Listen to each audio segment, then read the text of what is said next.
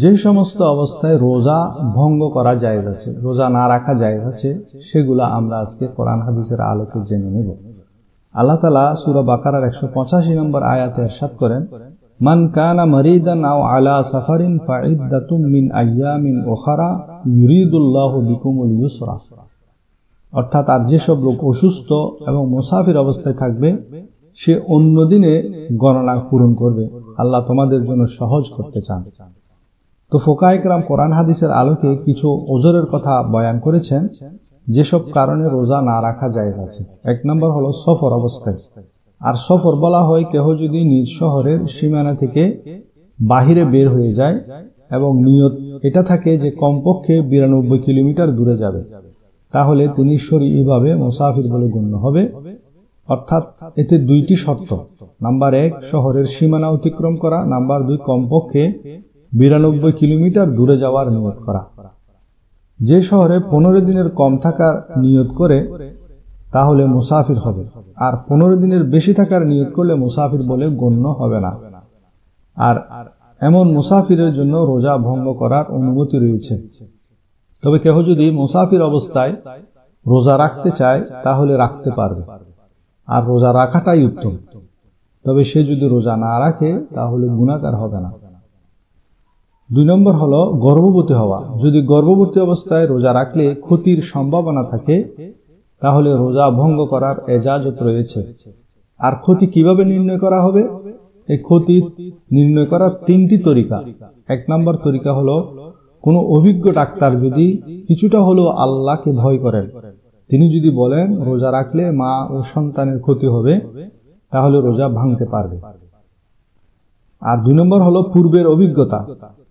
সে যদি আগে কখনো গর্ভবতী হয় এবং রমজানের রোজা রাখার ফলে শরীর খারাপ হয়ে যায়, সেটার উপর ভিত্তি করে সেই গর্ভবতী মহিলা রোজা ভাঙতে পারবে।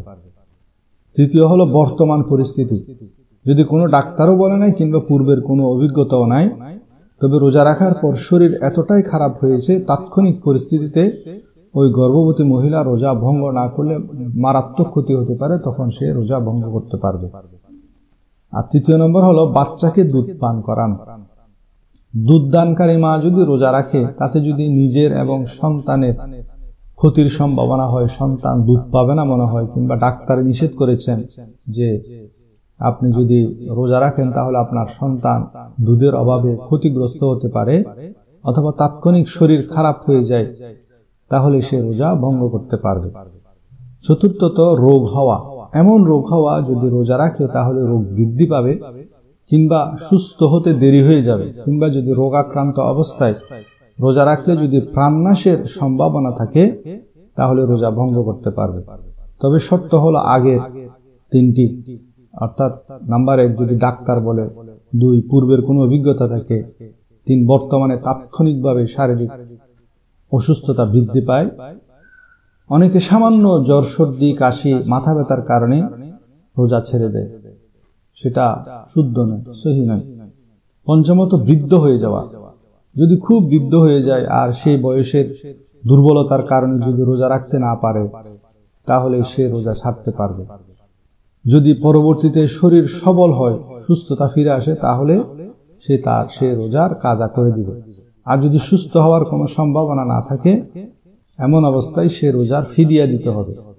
তবে অনেকে বৃদ্ধ অবস্থায় রোজা রাখে, যদি সেরকম হিম্মত থাকে তাহলে রোজা রাখা ভালো। কিন্তু কেহ যদি হিম্মত করতে না পারে, তাহলে বৃদ্ধজনিত কারণে রোজা ছাড়তে পারবে। এরপর হলো ফিদিয়া কি?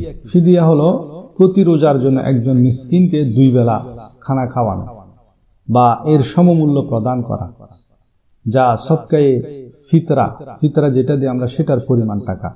সেই হিসাবে প্রতি রোজার জন্য একটি সদকায়ে ফিতর পরিমাণ, অর্থাৎ 2 কেজি 50 গ্রাম আটা, যা ঘরে খাওয়া হয়, এর মূল্য বা অর্থ ফিদিয়া হিসেবে গরিবকে দান করে দিবে, বা একজন মিসকিনকে 2 বেলা খাবার খাওয়াবে।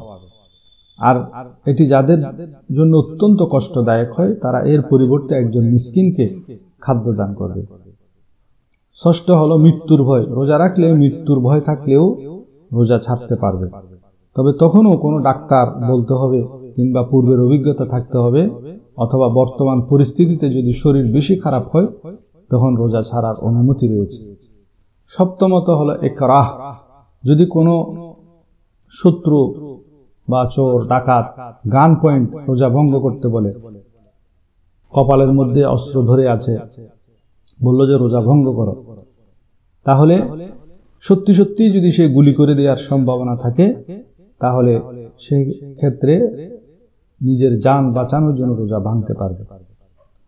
8 নম্বর হলো কঠিন কাজ, যদি কেউ কোনো হার্ড ওয়ার্ক করে আর তার কাছে সেই কাজটি ছাড়া আর ঘর চালানোর মতো ভিন্ন কোনো কাজ নাও থাকে, এমত অবস্থায় সে অপারক অবস্থায় তাকে মজবুরে মখাজ বলে, সে রোজা ভাঙতে পারবে। তবে যদি রমজানে সে কাজ ছাড়া তার কাছে অন্য কোনো অপশন থাকে কিংবা কাজের টাইম পিরিয়ড কমিয়ে দেয় কিংবা সে এমন হার্ড ওয়ার্ক করেও রোজা রাখতে সক্ষম হয়, তাহলে অবশ্যই রোজা রাখবে। আর নবমত, নারীদের হায়েস নিফাস, কোন নারী যদি হায়েস নিফাস হয় তখন তারা সে রোজা ছাড়ার ইজাজত আছে। আল্লাহ তাআলা আমাদেরকে বুঝার এবং আমল করার তৌফিক দান করুন। আমিন।